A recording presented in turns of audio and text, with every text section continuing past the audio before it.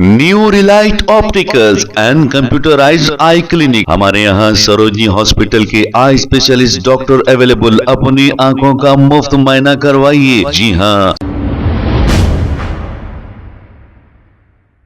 अस्सलाम वालेकुम नाजरीन, 7H न्यूज सच को रखे आपके आगे। बोयिनपल्ली पुलिस स्टेशन की एक एसआई और एक पुलिस कांस्टेबल ने 30,000 रुपए रिश्वत लेते हुए एसीबी के हाथों गिरफ्तार हो चुके हैं। हालांकि इनकी तनख्वाह माकूल होती है, इसके बावजूद भी ये रिश्वत लेते हैं। अब जिन लोगों को हराम का खाने की आदत हो जाती है, बस वो आदत जाती नहीं, लेकिन इसके चक्कर में नौकरी जरूर चले जाती है।